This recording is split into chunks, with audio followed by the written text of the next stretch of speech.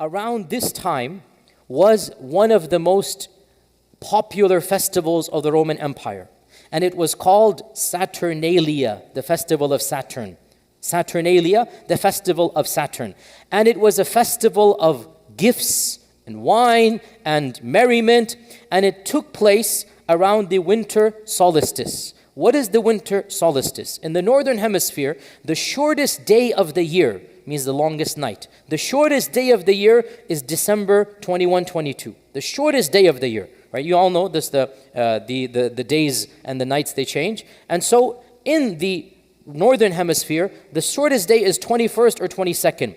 Around this time frame, the Roman pagans would celebrate. Why would they celebrate? That now the sun is becoming stronger. They had this mythological notion that the sun was a god for them. Remember, they worshiped the sun.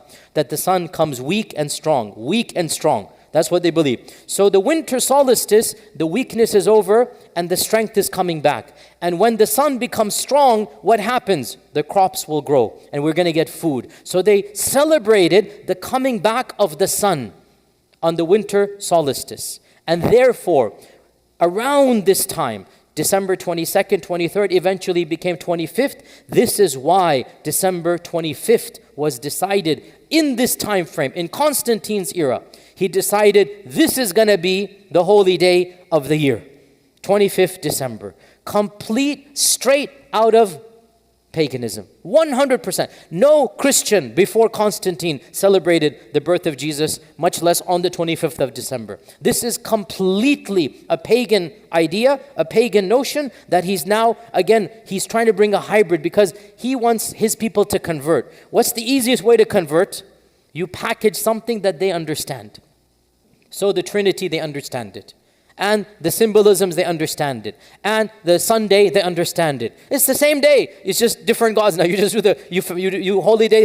And the Saturnalia festival, we will convert it into what is now called Christmas. By the way, footnote here, not every Christian sect is exact on the date. The time frame is the same, but exact dates are different. So for example, the Armenian Church is January 6th, the Oriental Orthodox is January 7th, and the Eastern Orthodox is January 19th. So there's different dates, but the season is the same, i.e. the sun is coming back. The sun is getting stronger. So all Christian groups that celebrate Christmas are actually celebrating the return of the sun and the strength of the sun. Sun, S-U-N, not S-O-N, sun, right? Sun, S-U-N, the sun. It goes back to this pagan festival. And Saturn in particular, Saturnalia, Saturn was the god of agriculture for the Romans. Saturn was the god of agriculture. And so that's why the festival was called Saturnalia. Allah says, قُلْ يَا أَهْلَ الْكِتَابِ لَا تَغْلُوا فِي دِينِكُمْ. O children of the book, do not exaggerate the status of Jesus in your religion. And don't say about Allah except the truth. وَلَا تَتَّبِعُوا أَهْوَاءَ قَوْمٍ قَدْ ضَلُّوا مِنْ قَبْلُ وَأَضَلُّوا كَثِيرًا وَضَلُّوا عَنْ سَوَاءِ السَّبِيلِ. Do not follow the false opinions of other people who went astray, took others astray, and they became misguided from the correct understanding. Allah literally calls Christianity the misguided opinions of other people. The Prophet ﷺ was at a time and place, nobody knew this history. Everybody thought Jesus taught Christianity. Everybody thought this. Nobody did the research. It was not there. And Allah says, these ideas are not coming from Jesus. These ideas came from people, they came after Jesus. And they invented these doctrines. And literally, you can pinpoint, now that we have all this information, you can pinpoint to this reality. Now, very briefly before we conclude, because I know, mashallah, all of you are here also for the samosas and chai. I know that as well, inshallah. So let's finish up, inshallah, as well. Very briefly, just out of interesting sake, that, okay, we got the idea of Sunday, where it came from. We got the idea of Christmas, where it came from. But how about the motifs? How about the symbolisms, Saint Nicholas or Santa Claus and the elves and all of this? How is this coming about? This is another interesting story. And it shows you that actually modern Christianity is a hodgepodge, a mixture of ancient paganism, European mythology, different things come together. There's nothing of original Jesus. So when Christianity spread to Europe, the Vikings, you all know the Vikings, right? Famous people, right? The Vikings had a whole different mythology than the ancient the ancient Romans. And of their mythology, the Vikings were Celtic people. They had a whole different mythology, and they believed in the god Odin, god of war. And they had their own sacred symbols. Now, the Vikings believed that the god Odin, during the winter solstice, would actually come to the peoples and give them gifts. And he would use reindeers, because they're up in the north, the Vikings. So they had this image of their God, and their God, they portrayed him as an old man with a big beard.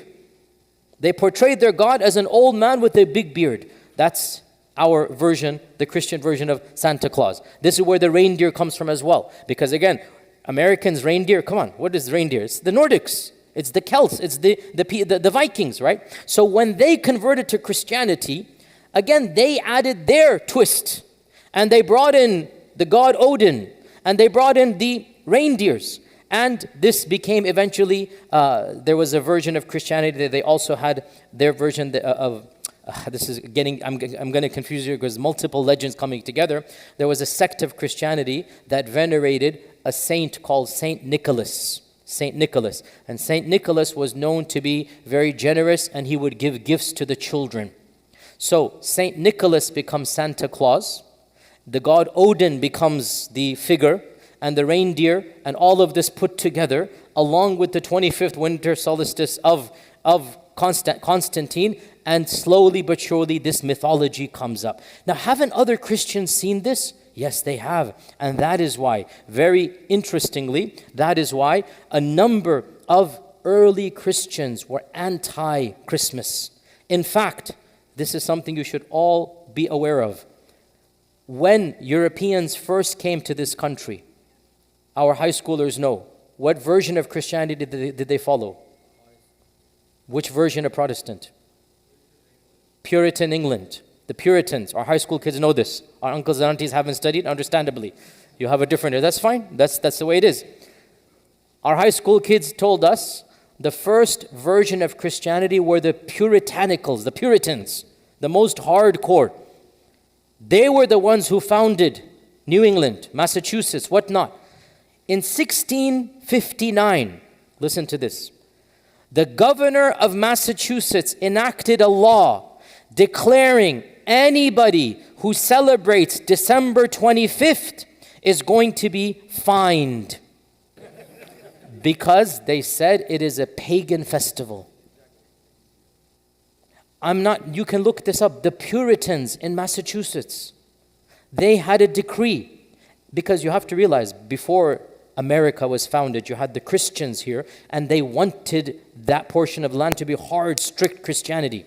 And that's why there were 13 colonies. Every colony had a different stripe of Christianity. You would migrate depending on which version of Christianity you followed. Only in the 1770s, when the founding fathers said, no, we don't want religion, we want it to be a secular state. The actual original people, they had a very strict interpretation. And so the Puritans of Massachusetts were the most hardcore. And they made a law, if you celebrate Christmas, we will fine you, penalize you. Any decoration, it goes into detail. You cannot hang this, you cannot do that. A long detailed list. If you had a Christmas tree in Massachusetts, the police would come and arrest you and fine you. Why? Because this is a pagan festival, has nothing to do with Christianity. I'm not saying this. Puritans said this. So then how did it become mainstream?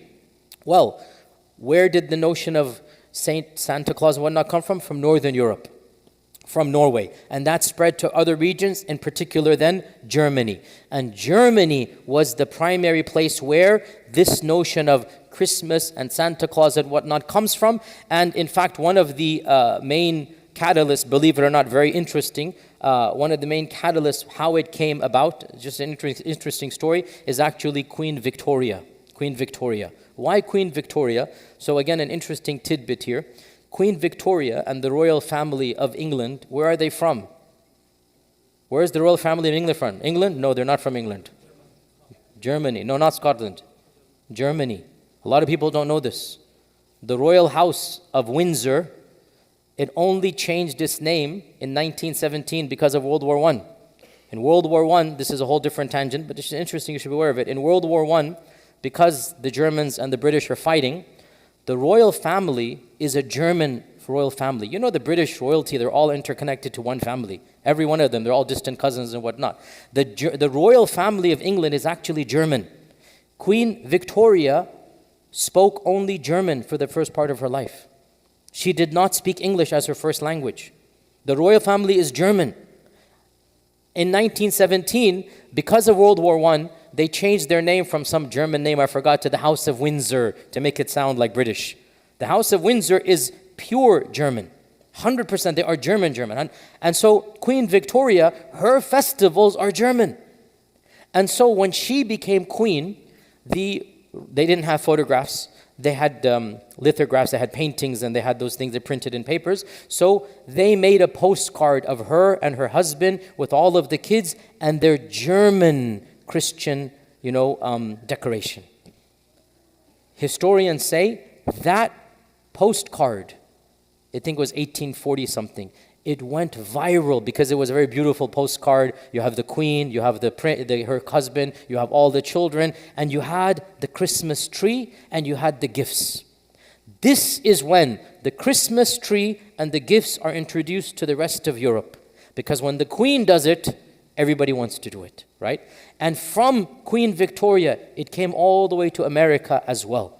The Puritans are long gone. This is 1600, now it's 1850. These are modern people. And so slowly but surely it now spreads, and it is what it is. But still, there are some Christian groups, such as the Quakers, such as the Seventh-day Adventists. They consider Christmas to be a pagan holiday, and they do not celebrate it. And there are many Christian, genuine, believing Christians, i.e. they're trying to be pious people, who bemoan the fact that Christmas has lost all spirituality. It's just a festival of pleasure, of shopping, of materialism, and there's no spirit of giving to the poor and whatnot, and this is actually a fact. So I want to conclude on this point, and that is, what do we learn as Muslims from all of this?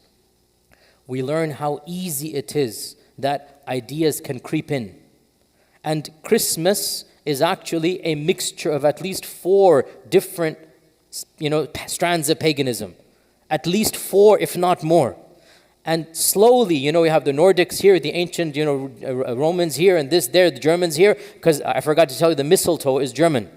The mistletoe is German. The reindeer is Nordic. So everyone has its own little thing coming in. The gifts coming up from here. Saint Nicholas is from Turkey, Turkiya. We say he's from Turkey. He's from Anatolia is the term there. So everyone's coming from a different thing. But this is the reality of modern beliefs, which is why we as Muslims, we thank Allah. Alhamdulillah, our religion has been preserved.